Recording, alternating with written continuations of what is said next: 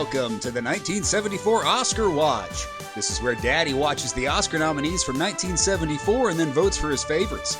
If you're curious what I would have nominated, you can check out my Oscar ballot for the year. Also, you can subscribe and comment and like and laugh and love. Now enough jibba jabba, let's do this chum-chums! We're starting with a big one. Best Actor. The winner was... Carney in... Do I like this win? You know what? I do. People, let me explain! Now, this is often cited as the worst Best Actor win of all time, which is completely untrue. Before him, we had Spencer Tracy as a Portuguese fisherman and Cliff Robertson as a mentally challenged man who gets smart and goes on a crazy 60s party montage. After him, we had Roberto Benigni and Rami Malek, so you won't be seeing no worst Oscar win ever clickbait on this channel. So why are y'all hating? Well, it is a sentimental win, I'll grant you that. Art Carney was the oldest guy in the group, so as soon as he wins, you start wondering if it was because of the performance or because he had the most friends in the Academy. Also, he wasn't a movie star, he was a television star. The dude had 6 Emmys already, but Harry and Tonto is pretty much his first movie, so the argument for a career achievement Oscar is hard to make. This really jump-started the second act of his career, where he later starred in The Late Show, Going in Style, and of course, the Star Wars Holiday Special. I'd like to wish a happy life day to all that celebrate. But the main reason people call this the worst is because of the competition he beat out. Al Pacino, Dustin Hoffman, Jack Nicholson, Albert Finney. Now, I admit this category does seem stacked on the surface, but we can thin the field a little bit. First out, Dustin Hoffman as Lenny Bruce. Call me silly, but I feel like if you're playing a stand-up comedian, you should be, funny. I don't like this movie or performance. Next to go is Albert Finney. Now, he is very fun and hammy as the Belgian detective with no neck and a well-groomed mustache, but it's not like he has much of a character arc.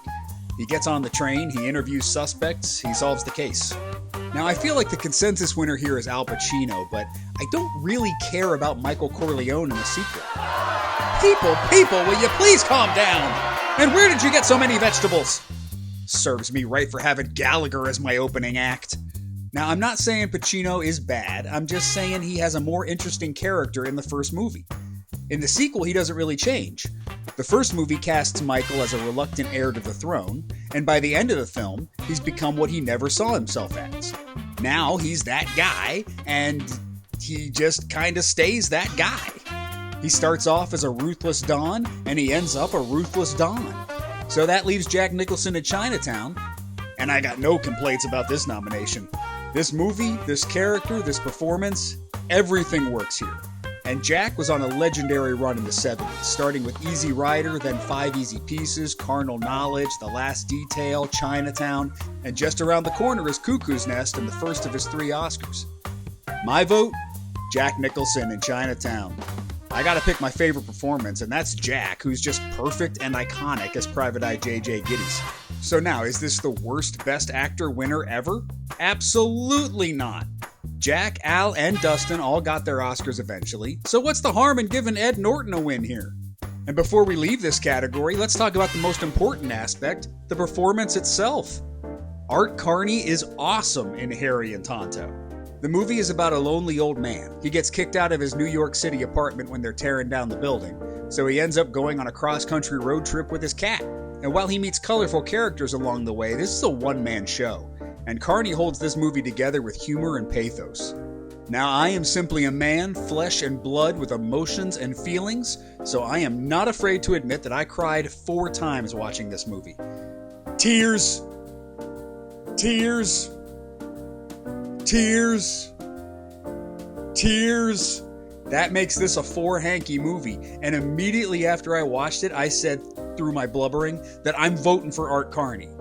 But then I watched Chinatown and I changed my vote to Jack. But it is real close. Now finally, the last reason that I like this win? The leg kick. Check out Art Carney when he wins. How can you not love a kick like that? In a year when 3 of the 5 nominees didn't show up, 2 of the 4 acting winners didn't show up, and Dustin Hoffman called the Oscars a grotesque and ugly beauty pageant, it's nice to see a guy who wanted to win walk up there and give a big old leg kick when he does. Best Supporting Actor. The winner is Robert De Niro in The Godfather Part II. Do I like this win? Meh. Light that comment section up, Godfather fans. I don't care about young Vito Corleone. I'm not saying the flashbacks are bad, but it feels like a totally different film. It breaks the flow of the Michael story, which is strong enough on its own. You can cut this out and the movie works just as well and wouldn't need an intermission. Vito Corleone is cool. I don't need to see him as a baby. I don't need to see how the Godfather became the Godfather. I just like the Godfather. That being said, De Niro kills it as young Vito. Brando left some big fat shoes to fill, and for some reason he filled them with tapioca pudding. Guy was a weird man. De Niro fills him just fine though, and while he doesn't do an impression of Brando, he captures the power and presence of Vito Corleone. I mean, I don't know if anyone else has said this, but this Robert De Niro kid, pretty good actor. So this win is just fine. I mean, he's gonna win in 1980, so there's no rush to give him an Oscar. I'm not saying it's a hard no for my vote, I just want to explore my options. Just like the first movie, this one gets 3 nominations for supporting actor, but they weirdly left off John Cazale as Fredo. Not even the Academy respects Fredo. I'm smart and I want respect! Instead, they go with 2 old guys basically making their film debuts. Michael V. Gazzo was a playwright with a few bit parts in films before he was cast as Frank Pentangeli. This role was supposed to be Clemenza from the first film, but the actor wanted too much money, so they just rewrote it as a new dude. At the beginning of the movie, Michael's like, sucks that Clemenza died in between the films, but Frank's in charge now, so he's gonna be in the movie instead. And Lee Strasberg was a legendary acting teacher whose pupils included Brando, Hoffman, De Niro, Pacino, Paul Newman, James Dean, Marilyn Monroe, and more. Now he's finally got the chance to prove his mettle in his film debut, and he gets an Oscar nod. He was even nominated for Most Promising Newcomer at the Golden Globes at the young age of 73. Who knows what lies in store for this new star? Oh right, death! Jeff Bridges gets his second nomination for Thunderbolt and Lightfoot, which is a weird nomination. This is a buddy film starring Clint Eastwood as Thunderbolt, a bank robber, and Jeff Bridges as Lightfoot, a car thief. The two of them team up for one big score. Bridges is fun in the movie, but this is arguably a co-lead performance, and it's not your typical Oscar fare at all. I like the randomness of this pick, and the movie is cool, but it's just hard for me to rationalize how he got more votes than John Huston in Chinatown. And finally, there's Fred Astaire in The Towering Inferno, and let me tell you, I was so ready to vote for Fred Astaire.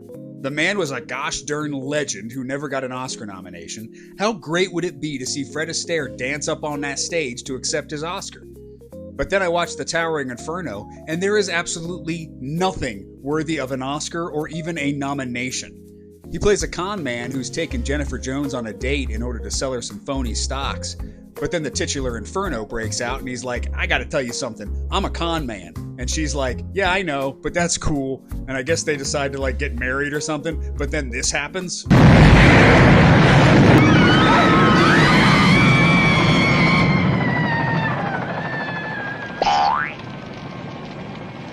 But Fred survives, and then he finds out she died, and O.J. Simpson hands him a cat.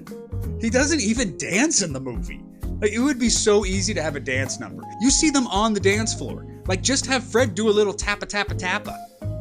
If that were to happen, I could maybe vote for him, but there's just nothing to this role. I'll give him credit for charm, but he's just an old dude standing near a fire. It's actually surprising that he didn't win. He won the Golden Globe and a BAFTA, and you would think having 3 actors from the same film would cause a vote split, leaving a clear path for Fred to win. But I guess enough people looked at their ballots, saw that they already voted Art Carney and Ingrid Bergman, and said, well, we can't have all our winners be old, so they switched it to De Niro. Which is what I'm doing as well.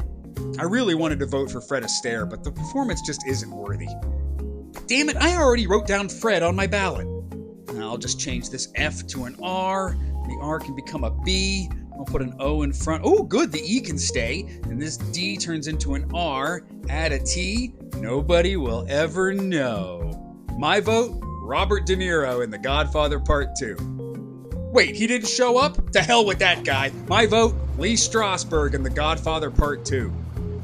The only bad side of Strasberg possibly winning is the fact that John Houseman won last year, and he's another acting teacher who made his film debut in his 70s, so it's basically the same narrative 2 years in a row. So get ready for every septuagenarian acting coach to move out to Hollywood for their big break. Best Supporting Actress. The winner is Ingrid Bergman in The Murder on the Orient Express. Do I like this win? No! Not even Ingrid Bergman liked this win. She spent literally her whole acceptance speech praising fellow nominee Valentina Cortese. In Murder on the Orient Express, Ingrid plays a Swedish mercenary who was, quote, born backwards, and she basically has one scene in the film where she gets interrogated before she's just one of the suspects on the train. Neither the role or the performance is Oscar-worthy, but I understand the want to give it to a veteran. No. She not already done had hers. Ingrid had 2 Oscars already, so let's spread the wealth a little bit. Let's start with Ingrid's favorite, Valentina. Day for Night is a movie about making a movie, and she plays a veteran actress struggling with memorizing her lines. I would definitely vote for her over Bergman, but maybe something got lost in translation. But this performance was a little too broad for me. Like, she's taking big swigs from a bottle as she's saying, "Why can't I remember lines anymore?" I'm like, maybe it's that big bottle you swigging from. I would also vote for Diane Ladd over Ingrid Bergman. Ladd plays Flo, the brass and crass diner waitress who befriends Alice. She's loud and funny in front of the customers, but then she reveals some deeper and more vulnerable sides to her character as the film progresses. The only nominee I may rank below Bergman is Talia Shire in The Godfather Part II, but just because she's barely in the movie. She shows up at the beginning and Michael's like, "You gotta straighten up and fly right." And then she's missing for like 2 hours and 15 minutes, and then she's back at the end to ask for Fredo's forgiveness. I'll accept this as a nomination for both movies because she didn't get nominated for the first one. And then there's Madeline Kahn, and man oh man do I love Madeline Kahn. This is her second Oscar nomination after a supporting nod for Paper Moon last year. Not only is Madeline Kahn iconic as Lily Von Stupp, the Teutonic Titwillow in Blazing Saddles, but she was equally iconic the same year as the fiancée to Dr. Frederick Frankenstein in Young Frankenstein. Every line out of Madeline's mouth is hilarious. A red rose. How romantic. Probably my favorite nominee of the year. My vote, 1000% Madeline Kahn in Blazing Saddles. Would you care for another Schnitzengruben? I would love another Schitzengruben. Best Actress. The winner was... Ellen Burstyn in Alice Doesn't Live Here Anymore. Do I like this win? Yes. Ellen Burstyn is great in this film, and this is a bit of a makeup win since she should have won the year before for The Exorcist. This is a good Oscar win, but this is also a fantastic category. I mean, y'all want to say the best actor race is stacked? Check out these noms! The weakest link here for me is Valerie Perrine as Lenny Bruce's wife. But she's actually very good in the film. I think she'd fit better in the supporting category, but I like her performance way better than I like Dustin Hoffman's in the film. Then there's Faye Dunaway in Chinatown. If Jack ain't winning, I can't vote for her, but this is an undeniable nomination. And then we got Diane Carroll, the first black woman to win a Tony, the first black woman to star in a TV show not playing a maid or a slave. Why not the first black woman to win an Oscar? I really like Claudine. It's a breezy little comedy drama about a single mother of 6 kids navigating the welfare system and a new romance. Plus, it's got an awesome soundtrack by Gladys Knight and the Pips.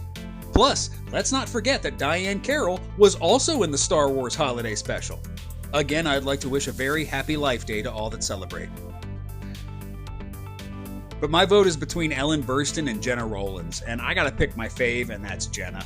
Working with her husband, John Cassavetes, A Woman Under the Influence is a raw and intense look at mental illness and marriage instability, and both Jenna and Peter Falk are fantastic. It's a tough sit, but it's a brilliant performance. If the question is, who should have an Oscar more? I'm voting Ellen Burstyn. But if the question is, what's the better performance? I'm voting Jenna. And I'm gonna make it up to Ellen in 2000 when she gets my vote there. So my vote, Jenna Rowlands in A Woman Under the Influence.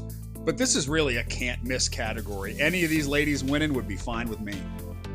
Best Director.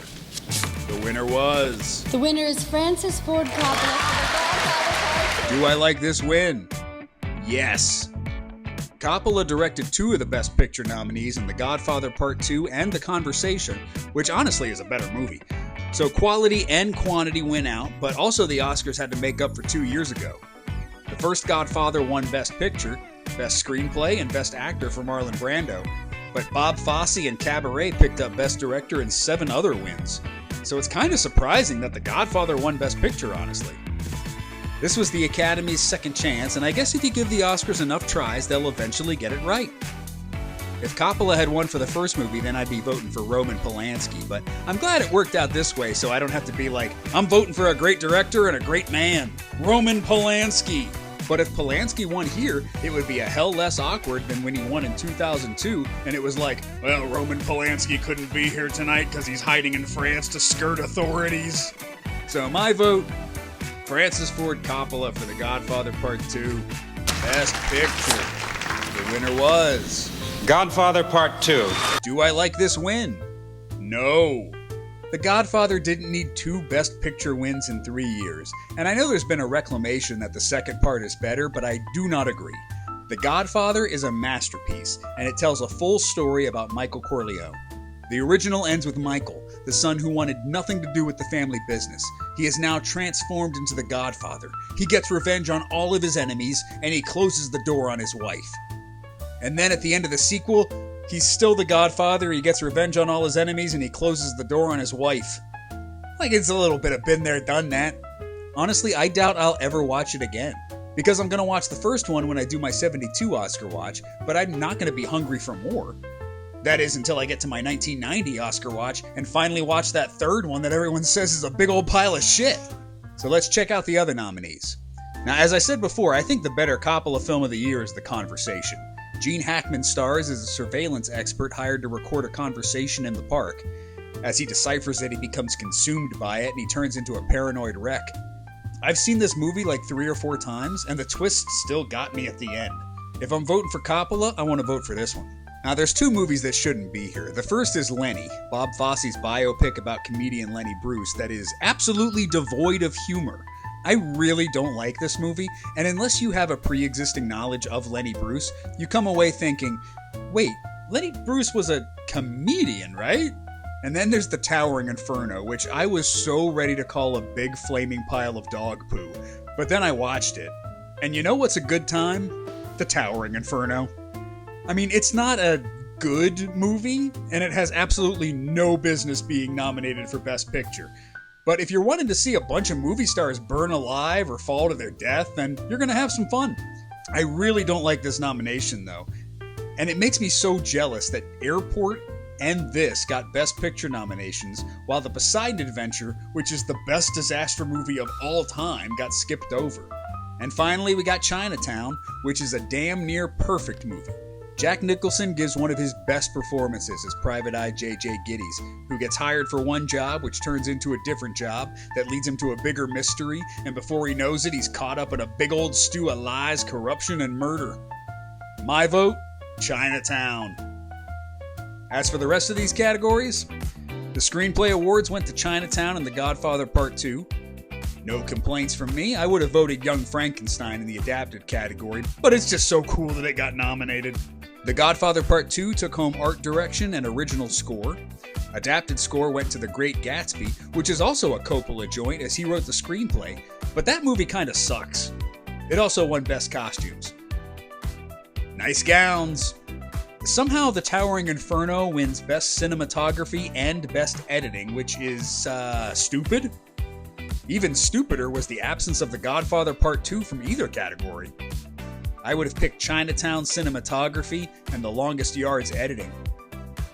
Even dumber than The Godfather snubs was the inclusion of Earthquake in both categories, which is an even sillier disaster movie.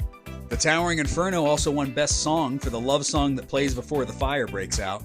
It was routine in these disaster movies to have a pretty lady belt out a ballad in the movie before the bodies start hitting the floor. I would have picked the theme song to Blazing Saddles, which is fun, funny, and awesome. Earthquake won Best Sound, which makes sense if you're voting for most sound, but the way the conversation uses sound to tell the story is a real triumph.